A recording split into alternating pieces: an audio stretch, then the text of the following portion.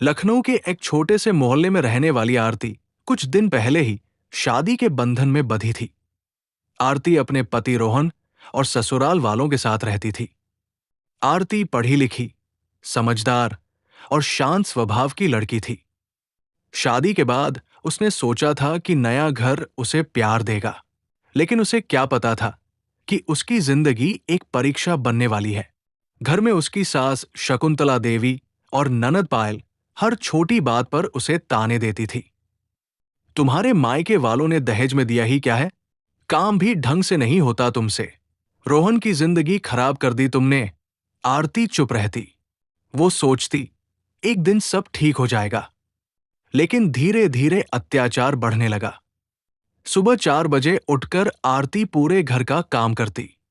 सास जानबूझकर दोबारा सफाई करवाती।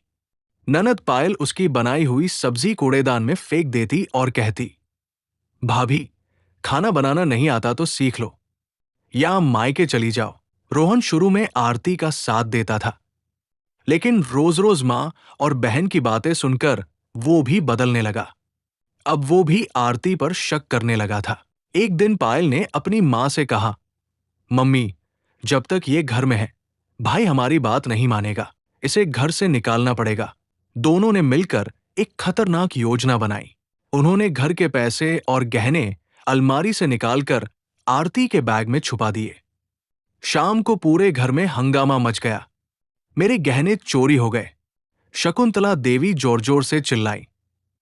फिर पायल ने आरती का बैग खोला और सबके सामने गहने निकाल दिए।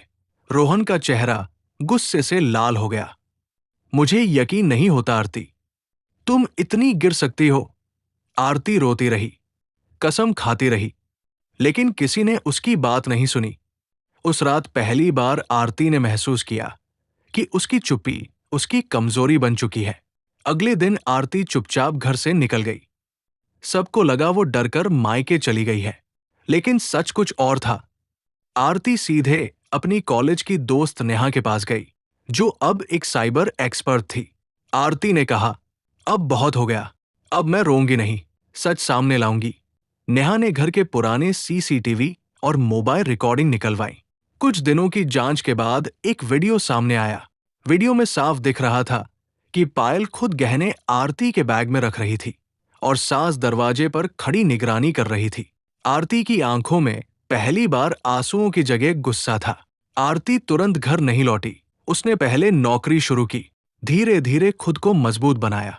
उधर घर में हालात बिगड़ने लगे। रोहन की नौकरी चली गई, पायल का रिश्ता टूट गया, घर में पैसों की दिक्कत शुरू हो गई। तब अचानक एक दिन आरती वापस आई, लेकिन इस बार वो वही डरने वाली बहू नहीं थी। साड़ी, चश्मा और आत्मविश्वास से भरी आरती को देखकर सब हैरान रह गए। आरती ने पूरे मोहल्ले और रिश्तेदारों को घर बुलाया। फिर टीवी पर वो सीसीटीवी वीडियो चला दिया। वीडियो देखते ही सबके होश उड़ गए। शकुंतला देवी का चेहरा उतर गया। पायल के हाथ कांपने लगे। रोहन की आंखों में शर्म थी। आरती, मुझे माफ कर दो, मैंने तुम पर भरोसा नहीं किया। रोहन रो पड़ा, लेकिन इस बार आरती चुप नहीं रही। उसने कहा, जब मैं रो रही थी तब किसी ने मेरा साथ नहीं दिया। आज सच सामने आया है तो सबको माफी याद आ रही है। पूरा घर खामोश था। आरती ने पुलिस केस नहीं किया। उसने कहा, सजा जेल नहीं होती, सजा वो पछतावा होता है जो इंसान रोज जीता है। फिर उसने रोहन को तलाक के पेपर दिए। रोहन टूट गया, लेकिन आरती इस बार अपने आत्मसम्मान के साथ घर से निकली।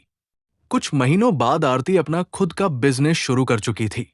लोग उसे एक मजबूत और प्रेरणादायक महिला के रूप में जानते थे। और उधर शकुंतला देवी हर दिन यही सोचती थी, काश हमने उस लड़की की अच्छाई समझ ली होती। कहानी से हमें ये सीख मिलती है कि जो बहू हर दर्द चुपचाप सहती है, जरूरी नहीं कि वो कमजोर हो। कभी कभी उसका शांत रहना ही सबसे बड़ा तूफान बनने की तैयारी होता है। कैसी लगी ये छोटी सी कहानी हमें कमेंट में जरूर बताएं। जय हिंद, जय भारत।